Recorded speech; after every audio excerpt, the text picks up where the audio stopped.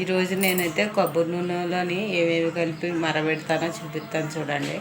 మేమైతే కొబ్బరి నూనెలో మరబెట్టుకుని జుట్టు అయితే బాగా ఊడదు, నలుపుగా కూడా ఉంటుంది. తెల్లటికలు అయితే కనిపించవు. చూపిస్తాను చూడండి ఫ్రెండ్స్. చూడండి, అదిగోండి. ఫస్ట్ అయితే కొబ్బరి నూనె తీసుకున్నాను.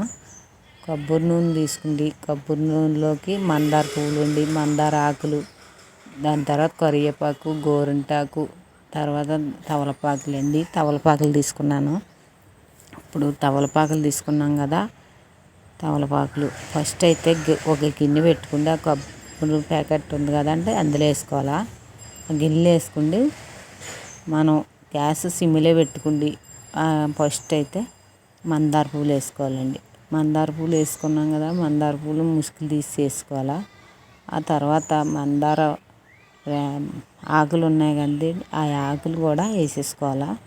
కట్ చేసుకుండి ఆకులు కూడా వేసుకోవాలా. తర్వాత గోరింటాకు అండి, గోరింటాకు ఉంది, గోరింటాకు కూడా వేసుకోండి.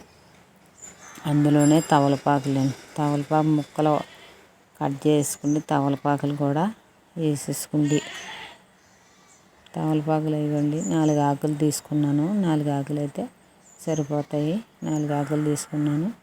వాటిని చిన్న చిన్న ముక్కల్లాగా కట్ చేసి మళ్ళీ వాటిని కూడా వేసేసుకోవాలా.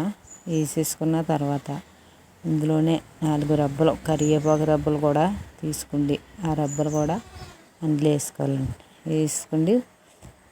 ఆ కొబ్బరి నూనె బాగా 4 రబ్బలు తీసాను కదా, ఆ కొబ్బరి నూనె బాగా మరిగేదాకా బాగా మరగబెట్టాలండి.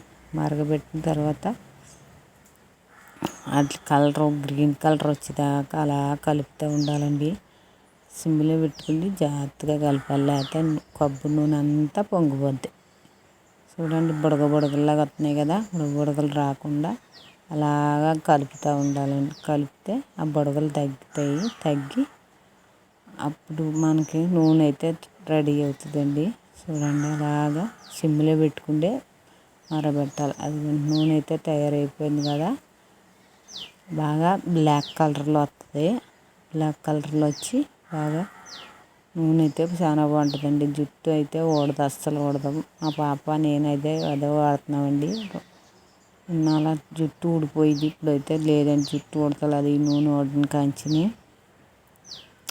ఈ నూనె చల్లారిన తర్వాత ఒక డబ్బాలోని వడకట్టుకుని వేసుకోవడం అండి. చూడండి, నూనె అయితే మరిగిపోయింది కదా. ఇప్పుడు ఈ నూనెని ఒక డబ్బాలో వేసుకుందాం. నూనె అయితే శుభ్రం పువ్వులన్నీ నలిగిపోయాయి కదా, పువ్వులు ఆకులు శుభ్రం నలిగిపోయింది కదా. అదిగోండి బ్లాక్ కలర్లో వచ్చింది. అదిగోండి నూనె అయితే అదిగోండి వడకట్టేసుకుంటున్నాను. నేనైతే వాటర్ బాటిల్లో పోసుకుంటున్నాను. మీకు గాజు సీసా అంటే గాజు సీసాలని ఇంట్లోనే వేసుకోవచ్చు. నేనైతే వాటర్ బాటిల్లో వేసుకున్నాను.